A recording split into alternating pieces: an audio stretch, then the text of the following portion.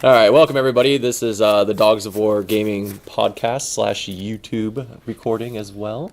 Today we're going to be doing an unboxing for the latest Netrunner data pack, which is Up and Over, correct? Up and Over. So this will be jointly broadcasted over our audio podcast and on YouTube as well. So this will be the first of the ones that goes out over audio. So you can pick us up on either channel, whatever format works for you. Yep. So we have one more data pack in the cycle after this one, right? This is pack 5. I thought we had 2 more, but or is this pack 4? I don't know. I lose track. We haven't seen the Jinteki ID, and we have not had released Leela Patel. Yep. Yeah, there's 2 more. This ends at 80. So. Yep. So there we go. So this is pack 4 then. Yeah. So we're gonna start with the corp cards first. First up, we have Architect, which is the 2012 World Championship card. This is a 4-cost, 3-strength Sentry. And it has the text, Architect cannot be trashed while installed. 2 subroutines, the Corp looks at the top 5 cards of R&D and may install one of those cards, ignoring all install costs. And the second subroutine is the Corp may install a card from Archives or HQ by paying all costs. Really cool card. It's interesting because it's a World Champion card. This is the first one we've seen. So it kind of gives you an idea of maybe the templating we'll see kind of going forward for the other World Championship cards. As everybody knows, Jeremy Zwarn, I don't know how you really pronounce his last name, is a huge guy in the FFG world. He playtests a lot for them, and he also wins quite a few championship games as well. So it's kind of interesting. Yeah, he did a good job. Obviously, his face is the guy in the Architect picture. Yep. So just like all the other World Championship cards we've seen, they're continuing along that line. As for the card itself, I think it's pretty good. I like the fact that it's a 4/3, so it makes it a little bit expensive for some of the common Sentry breakers out there, but it's not too horribly hard to break. Mimic still walks past it. It does, but the question becomes, is the effect powerful enough for the runners who want to break? Because, there's always goes into that runner cost thing. Do I really want to break these subroutines or not? But if the runner doesn't break it, you get some pretty cool effects. Being able to install a card ignoring all installation costs is actually really good. You can't install in res, but you can just go install it. I've heard of some people talking about using this on like the runner's last click to go fetch an agenda out of the top 5 cards, install it, so that way next turn you just advance, and score it out. So there's a couple options there. You could put it in front of R&D, and if they hit it and they're doing a deep dig, you could pull out that agenda that they would have hit, install it somewhere else. Even if they're doing a shallow dig, if the top card's an agenda, It's not an agenda anymore. Exactly. Yeah. And then being able, again, to pull a card out of Archives or HQ is just as good. You have to pay the installation cost, since if it's a piece of ice, you're going to pay whatever credits to install it. But I think that's a really nice, powerful effect. And it doesn't have to be installed in the same server, which is really useful. So, they're running on HQ, you pop this, and then you think they're going to run R&D next. Maybe you drop another piece of ice in front of R&D to do something about it. You can install upgrades or regions into your remotes if they had an effect that would actually work on that run. So like maybe Will-o'-the-Wisp is in your Archives and you want to go grab it to pop a breaker they're using in the middle of that run. So they're running, you drop Will-o'-Wisp in there and say... A lot of choices. Yeah, so it gives you a lot of good options, and recursion is always good for the Corp as well, especially on a piece of ice. And in HB, it gives you the opportunity to get back all of your economy cards, because most of their economy is all asset-based. Yep. And the other good thing is, for being their first World Championship card, they went outside the box big time. Absolutely. So it's not like, let's go and make something minimal. This is a unique effect and something that you don't see nowhere else. Mm-hmm. So they went very outside the box. And I think the Architect cannot be trashed while installed is very much so a double-edged sword. Mm-hmm. It's going to make your one of your server, whatever server it's in, it's going to make that server bigger. You can't trash it to make your server smaller, to make it cheaper to install. If they put a knight on it, it can stay on there forever. Mm-hmm. But it means it's immune to Parasite. Yep. It is, but at the same time, it doesn't get killed by Parasite. Would you ever really drop a Parasite on this, really? Because of what the question it boils down to at the end of the day. And I don't think you would, but I think it is interesting that it can't be trashed, period. If you could kill it with Parasite, I would. Yep. Yeah. Funny enough, though, I'm just saying if it didn't have that text on there, it does combo with Blue Sun really well, though, because while it cannot be trashed, it does not say it cannot be returned to your hand. Yeah. So you could Blue Sun it back, which we'll go into Blue Sun a little bit later. So. Okay. Oh, okay. Yeah, we're doing it kind of. Sure. Peak Efficiency is a 1-cost has Bioroid operation. It says gain $1 for each rezzed piece of ice, and it has an influence cost of 1. I think this works really well in your ice fortress kind of build. Next, Seems good. Yeah. I know you've been playing Next recently, Angelo, so you want This to have as slots many in- ice as you can. Yeah, this slots in great into my next Foundry deck where I'm rezzing ice a lot of them all at once. And those do kind of they're cheap, but they still do cost credits to res. And now all of a sudden, if I've got 4 or 5 res, well, now this is getting me $4 back, and that's always good. It kind of pushes you back into the money game as well. Yeah, I like the fact that it's only 1 credit. Like, maybe this could have been like a 5 for 9 or something like that, like you see a lot of other credit cards. But the fact that it's a 1 credit is fantastic because you go broke. At the worst case is you click for $1, play this, and you gain all the credits back that you would get for counting ice on the board. So it's really good. It's basically a late game economy boost. Yeah, absolutely. You can't play it early game because it doesn't give you that much. Late game, dude, you could get 3 or 4 credits out of it. So. I'm a little sad to see no transaction keyword on here. Yeah. Me too. But I understand that can't go in every operation. But Yeah, and it would have been maybe a little overpowered at that point because, now it has no cost essentially because you're getting back the cost of the card off of your ID at that point, and then you're just netting a credit for every res piece of ice at that point. So it basically becomes a 0 cost. But also, I don't think it fits with the theme of the card per se. It's not like it's a business transaction, which all those operations are. This is a server kind of thing. So, but it's a good card, and it's 1 influence. So you can run it in a lot of decks. yep. Labyrinthine Servers. It's a 5 cost, 5/3 agenda. It's a security agenda. Place 2 power counters or labyrinth servers when you score it. Hosted power counter. Prevent the runner from jacking out. The runner cannot jack out for the remainder of this run. It's a good ability. Its problem is that 5/3 slot in Jinteki. It's so hard right now versus the one that you have to bid for it. Yeah. That's in every Jinteki deck now, almost. So- So this is hard to beat that.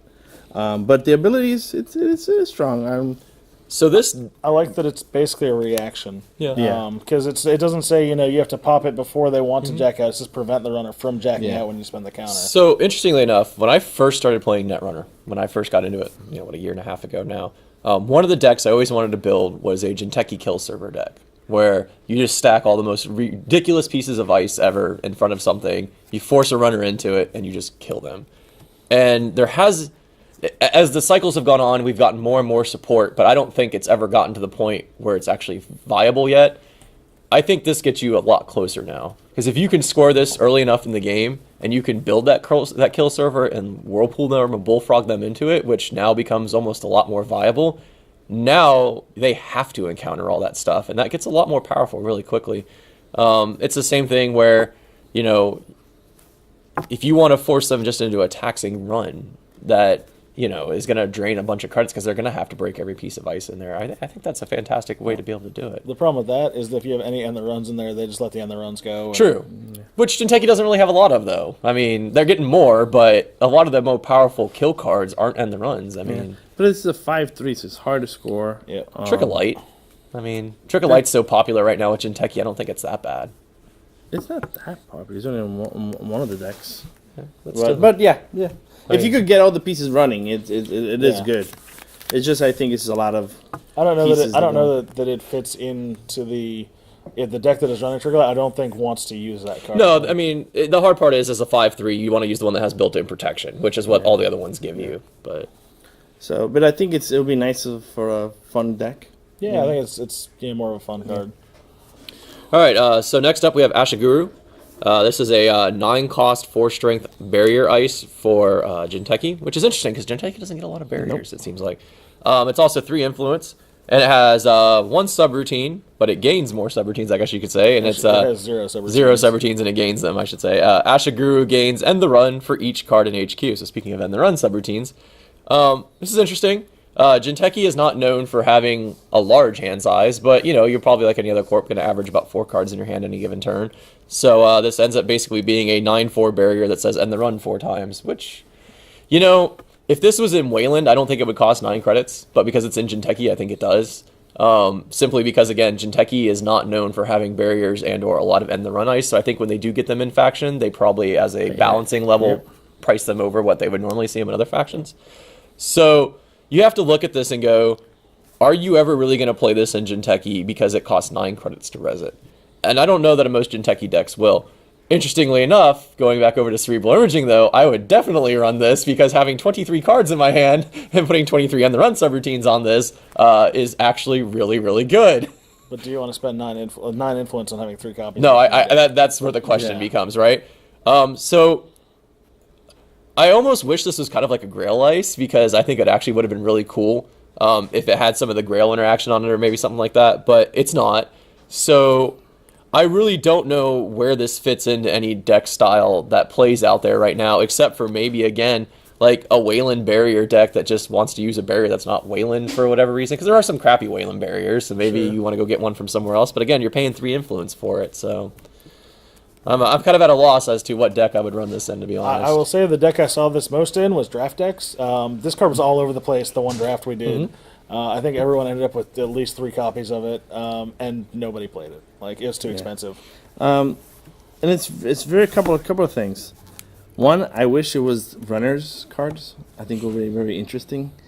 I mean, as a runner, do I want to run with less cards? Being with Jinteki, So it's cheaper to go through. If they were daring enough to go, down to low cards of hand to be able to get past it. But that's like a Jinteki thing. I think so. Yeah, that would be so Jinteki themed. I think it would be kind of cool. Fantasy Flight, make it. What was it? Komaminu that does that? Doesn't it gain end the run for each card in the runner's hand? The nuke, it nukes your hand. There's another one out there though. That one gains a deal of net damage for each card. That's what it is. And so people try to go lower on cards because of subroutines. It gets less subroutines, makes it easier to break. The other thing is, I see it maybe as a one-of. If you're gonna pay money for Wall of Thorns, just one more for this. Yeah, but Wall of Thorns ends the run and does net damage. Yeah, but this could have a potential. This ends the run. It's Jinteki. Jinteki usually don't have low cards in your hand. They're running 5 cards. You go for your snares you're holding in your hand or whatever. But that's where I struggle with this, right? So if I do have a snare in my hand, I have to save 4 credits permanently to be able to trigger it. And at the same time, I need another 9 to be able to resist. So it's Jinteki, man. They always have it. You're always broke. I mean, Celebrity Gift helps, and I don't know, though. It's so expensive. Like, even Tollbooth to this day, I barely res when I install it, unless I absolutely have to and I have an abundance of money. And it's actually probably a better piece of ice than this is, in all honesty. So, I don't know. I still think Tollbooth is probably the best ice in the game. So, it's interesting. But it gives Jinteki an option. Maybe Jinteki will get some type of insta-res card going forward in the future. Or hell, I mean, you play this with Eliza's toy box, and you res it for free. I mean, there's always that option, too. So. All right, so I've got Mamba. Mamba is another Jinteki piece of ice. This ice is a Sentry. It has the Psi and AP keywords to it. It is $6 to res. It is strength 4. Has 2 subroutines. One says do a net damage, which is good. And the other says you and the runner secretly spend 0, 1, or 2 credits. Reveal spent credits. If you and the runner spent a different number, place a power counter on Mamba. And it also has the text, spend a hosted power counter, do 1 net damage, use this ability only during a run. I think this is the big Sentry that Jinteki's been looking for. It does something on its own. It continues into the Psi games, which is a great theme within Jinteki. And if somehow you manage to play the Psi games well and the runner wants to run through this a bunch of times, you can end up with a kill on this card very easily. 2 or 3 power counters, combine it with House of Knives, and all of a sudden you've got the runner potentially facing 4 damage, 5 damage easily. Maybe even if you can get up to like enough counters on here and a couple of House of Knives scored, be up at if they run, they die, and at that point the runner's just done. Yeah, it's you're right. The Psi Jinteki's been waiting for this for a while. Yep. Is this the first side piece of ice? No. Bullfrog was in the original. Snowflake, some others. It makes me wonder then if we're going to end up with a Psi only breaker at some point. Since they're adding in the trait on the ice, and as we've seen, I think that's about as corner cases you can make a breaker, short of this breaks specifically a certain piece of ice. No, but what would have been very interesting is if they make a Psi breaker that doesn't break the routines but breaks the Psi game the itself. Psi game itself. Forces your opponent to reveal how much or they something like intend to that. spend. That would be kind of interesting. Or they have to spend double or whatever, because or a program that says anytime a Psi game is initiated, you have an advantage or something. Gain 2 credits. Gain 2 Yeah. credits or something. It would be kind of I interesting. could actually see that more on the corp side, just so they always have their $2 to spend during side games. So that's the best place to get to a side game is when your opponent has 0 credits. You know exactly what they're spending. Yeah, but I do think this is what we play. I think so too, absolutely. Yeah. And it's only 2 influence, so you might. I don't know that you'll see it outside of Jinteki, but maybe. Yeah. Artwork is amazing, by the way. Yeah. It's just absolutely Super fantastic. awesome. Okay, I get reversed accounts. I love this card, by the way. Yes. 0 cost, 3 to trash. It's an asset hostile. Reverse account can be advanced. 1 click trash. The runner loses 4 credits for each advancement tokens on reverse accounts. Me and Tree were just talking about this morning. Oh, and important to note, it's 3 to trash, by the way. Yeah, that's which is it, 3 to trash. fantastic. And 1 influence. Yes. There's nothing, you drop this on a server, don't do nothing, pass, runner goes after it, they have to spend 3 credits. If not, next turn, they have a potential of losing 8 credits. And they only cost the corp 2 clicks. Yep. And if you could have fast advanced it if you wanted to, you could biotic labored it or something. But I think it's so good to be able to affect the runner's credit pool without no tag involvement in it. Yep. Just straight out. And if they have a big credit pool and you manage to nail them hard with this, next turn, like you're saying, it's a free agenda going to get scored. This is going to be great for opening up scoring opportunities. Yep. So I used this on Tuesday when we were up here playing in my my Blue Sun deck, and it was one of the opening cards I had in my opening hand, and I kept it for that exact reason. Installed it. Josh was playing a really aggressive criminal deck like normal, runs into it before I had any tokens on it whatsoever, thinking it was maybe an agenda or whatever. He actually wasted an inside job to get into the server to grab it. Sees it, reads the card, and goes, I'll trash that for 3. I go, perfect. Cool. Every time I installed a card after that, he had no choice but to run whatever I was installing. Because if you ever let this go, it wrecks you. He account siphoned and Hatton ran on it. He sucked he got like 12 credits off me or 10 credits off me or something like that. And I was like, okay, next turn, reversed accounts. That account siphon was just useless for you now. Congratulations. And the cool thing is that not only can you bluff it as an agenda, which is always good, right? Anything that can be bluffed as an agenda is fantastic to force runners into runs they don't want to do. But there's enough cards in the game now that allow you to put advancement tokens on cards in play without using credits from your credit pool that it just makes us more and more efficient. And that's fantastic.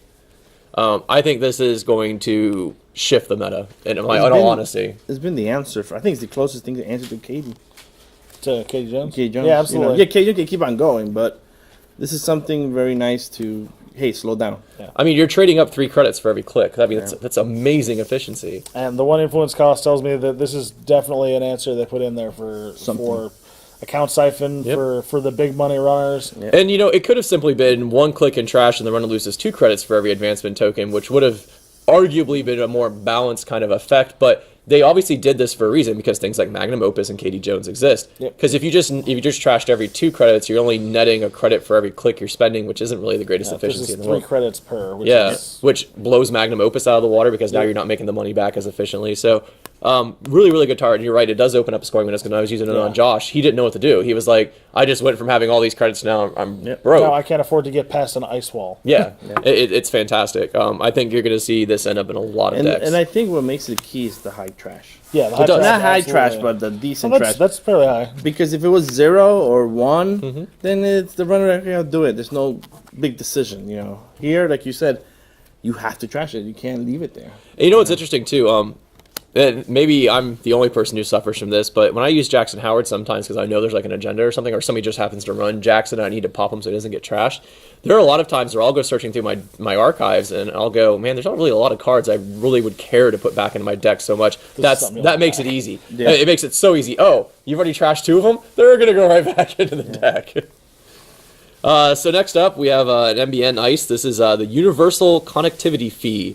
It's a 2 cost, 2 strength trap ice, and it has 1 subroutine. The runner loses a credit unless the runner is tagged. If the runner is tagged, he or she loses all credits in his or her credit pool, and the court trashes Universal Connectivity Fee. And then its text is, it's a small one-time fee, apparently, only I've paid it 17 times, which, if I look at my bill every month from Bright House, is exactly the same thing. This is cool. I like traps. I think they provide an interesting gameplay mechanic into the game. Usually their effects are pretty powerful. They're usually just not very weak. You have like the bomb one, which explodes and it does a point of net damage, which is cool. Just have a point of net damage. Free. And it's free. And the cool thing is, I don't think there's any breakers outside of AIs that break traps right now. We haven't seen a single trap ice breaker. No. So unless you're running AIs, which have really gone down, like you don't really see a lot of AI breakers anymore. Maybe you still see the occasional Crypsis or Overmind, but I haven't seen a Catman deck in ages. Nah, So I think Darwin. Some people are trying out Yeah. Darwin and Quetzal, but it's not. I've been trying. It's not Yeah. super successful. So this is probably going to fire then, and if it's an MBN, you're going to be tagged. Like, I'm sorry, you're playing against MBN, you're probably Even if you're tagged. not, it's taxing. Yeah. But I mean, you just don't res it as MBN until they're tagged. That's all. I mean, it sits there and it sits in the server, and they keep running through it, and they think it's probably like a toll booth. You don't want to res or something like that. You tag them, and they're like, "Okay, I'm tagged. What do you do?" But then you're like, "Oh, but now I'm going to res this," and now you're broke. And MBN loves you when you're broke. Yeah. That's the best way to be. Plus, we now have their current, which tags you if you make a successful run. So getting tags out like that's fairly easy to do now. I mean, just it's so simple to tag. Hell, we put a data hound in front of this, and you want to run through the data hound? I'll put the counter. I'll tag you and res this and bust all your credits. I mean, there's some interesting You ways just to do said that. Data Hound. But yeah, I also like how MBN has gone from, hey, we'll tag you in close account to be the faction to mess around with your credits. Yep. Especially this pack with Yeah, the this pack. previous That's all trap. I got. That's all I got in this pack was So wrecking here credits. you got MBM with fast advance options. Guess what, guys? With Jesus tag loves option. Jinteki. Yeah. all corps are Jinteki. Fast advance being the best. Now with tag options being the best tagging corporation, and now with their handling of their money, man, they're getting a lot of. Well, I like that it's also opening up a different gameplay style for MBN, right? Because eventually, FFG will have to do something about fast advance. Whether you can argue that it's already here or it's coming in the pipe, they're eventually going to have to do something for it. Because while it may not necessarily be bad for the game, it's definitely not healthy to continue promoting it as the most viable gameplay strategy in the game, which it really is. Let's be fair. As the Corp, you will consistently win more games if you can fast advance than you will by doing ice wall, like a glacier wall or anything else, right? It might not be the funnest thing to play against, but we know it works, and that's why people play it. But it's cool because now they're opening up other options. So now you can play MBN credit denial or MBN just board denial because they get, I can trash your stuff and play, I can get rid of your credit pool whenever I want. And I think that's cool because when something eventually happens to fast advance, which it will, that they already have other options they can now fall back on that are just as fun to play as. And I think this is a really fun play style. Like, I like the idea that I'm playing this more interactive game with the runner now where it's not, I'm playing solitaire, but, oh, you wanted to run and I gave you that tag and you didn't want to do anything about it? Well, now you're going to pay for floating that tag, and I'm going to do it by taking all your credits away. Yeah, and that's one thing I wanted to say as well. The tag me style at this point is finally really taking some. This card alone will take a heavy toll on that. It will. Because any number, you're floating one tag, you're floating 20 tags, you can't afford to lose all your credits. Yep. Yeah. You have to now. And then especially with that, you're now stuck with those tags. Yep. Whatever tags you had. Makes paper tripping look better now. If you put that and then had a data raven in front of it, just clear them out. Yep. All right, so up next we have Blue Sun, Powering the Future. This is an identity for Wayland. It's a corp. It has a 45 card hand size, a 15 influence cap, and says, when your turn begins, you may add one res card to HQ and gain credits equal to its res cost. I know you said you've been playing it. I'm intending to play it soon. It looks pretty awesome. It lets you reset your ice. It lets you take back economy assets. It lets you take back upgrades. You can abuse it with what's the card that was it? What are you thinking of? It reses an ice for one. Oh, Oversight AI. Oversight AI and the HB equivalent. Mm-hmm. Yeah. I like it. Yep. So, go ahead, Steve. Since I played with it, my Yeah, show let me probably use a little bit longer. One of the things I like it. I was watching Angelo play with it, and one of the big strategies, you have a big server, and you know there's an agenda there, and you're like, okay, let me go there. Even though I know I can't get in there, I'm going to go in there, get the corporate broke, so next turn he can escort that agenda. That's a valid strategy nowadays. Very much so.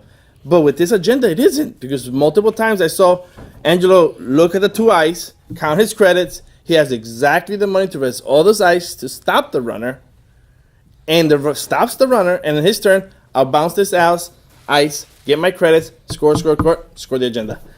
You're like, oh my god, that's legit, you know. And I think it's good. I don't know if it's going to be like a wrecking face from JD, but I think it will see some show in the meta. Yep. It's very powerful. It's a little complex to actually play. Like, it seems simplistic at first, but I already started to notice things I was doing wrong in the games I was playing. For example, if you're going to abuse Oversight AI, you put it on a server they're never going to run. Because Josh got smart about it really quick, and he would just break the ice that I was oversighting AI. So, like, I'd res a 14 cost, wall, a barrier in front of it with Oversight AI with the intention of, well, I'll eventually bounce this back to my hand when I need the credits. Problem is, I'm doing it on a server that he can easily break. He just breaks it, trashes the ice, and then I'm screwed. I think the biggest trick there is with Oversight. I think Oversight is basically at that point an economy operation. Yeah, and I wasn't using it that way at first. I think you need to play it and bounce it the next turn to get your money out of it. So where this really shines, though, is, again, in the situation Jesus was talking about, which I was doing. It's like, okay, so I've got 7 credits worth of ice in front of the server that has my agenda in it. I know I can keep you out, but you're going to run because you think you might be able to get in, or you're going to try to do an inside job or something like that. And I'll res both, go broke, and then I'll just pop the 4 credit one back to my hand next turn and use those credits to score out the agenda.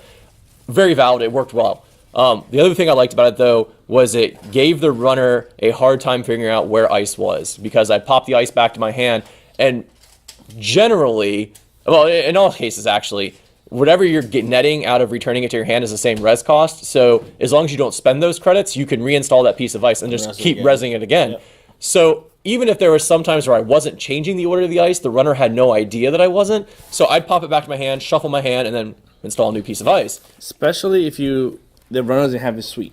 Yep. Well, that's one thing was Angelo was doing. The guy, he didn't have a code gate, and he had a code gate here, bouncing his hand, put a code gate over there, and was stopping him, and he was seeing that same code gate everywhere. So where it was really good, though, was with Caduceus, where if they don't break the first subroutine and you net credits off it. So now I've already pays for the res cost, and then I'm going to bounce it back to my hand and get more credits off it, and then reinstall it, and now you have to deal with it.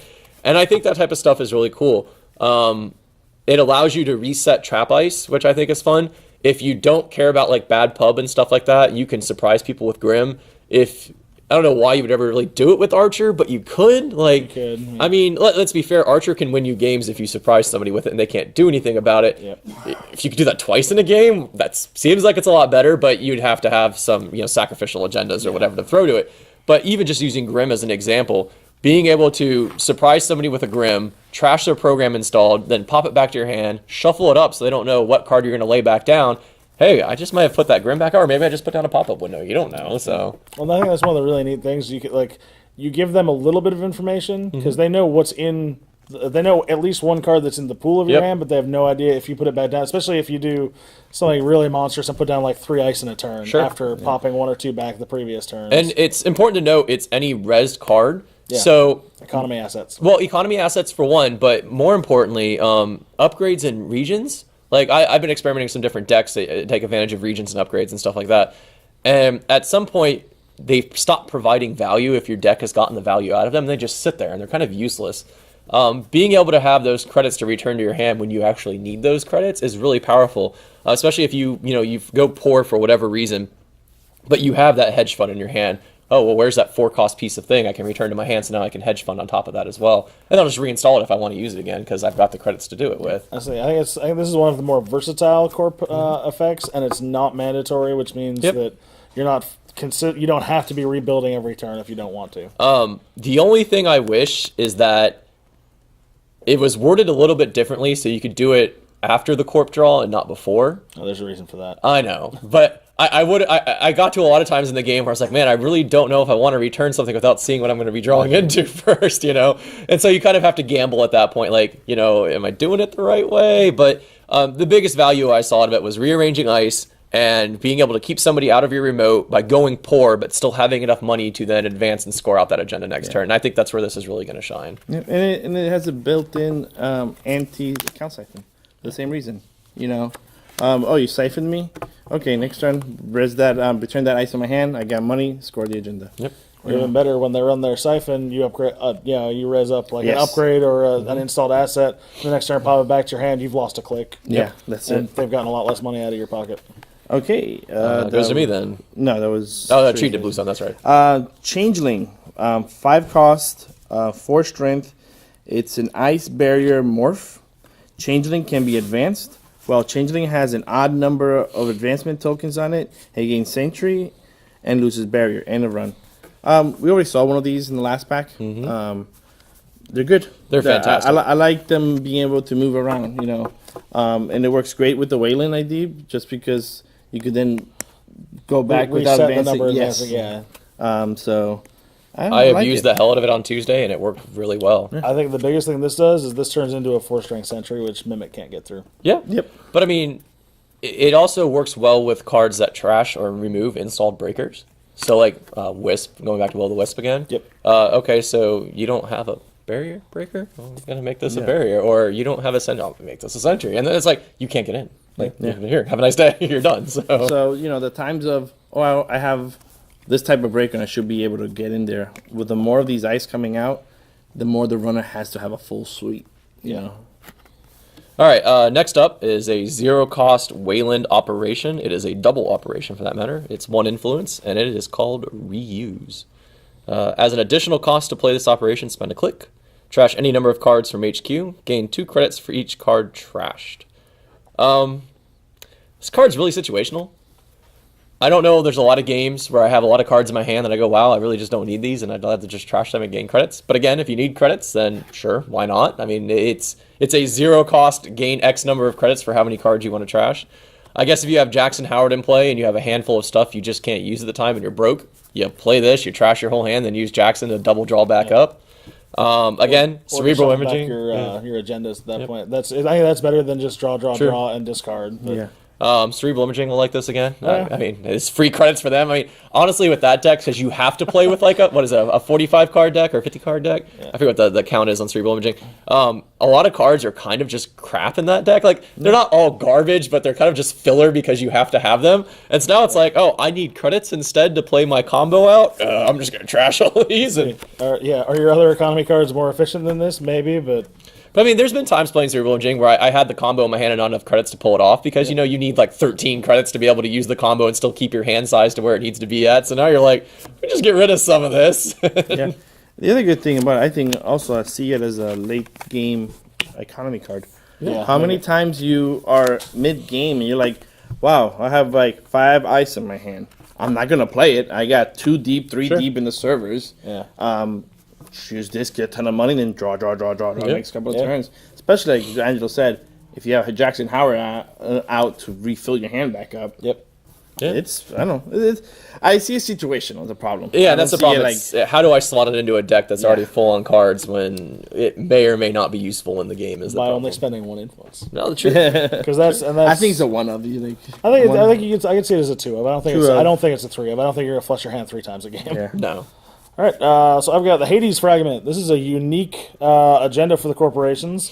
It is a 3-point agenda. It requires 5 advancements. It's neutral, and it is a source agenda. Says, when your turn begins, you may add 1 card from archives to the bottom of R&D. Limit 1 per deck.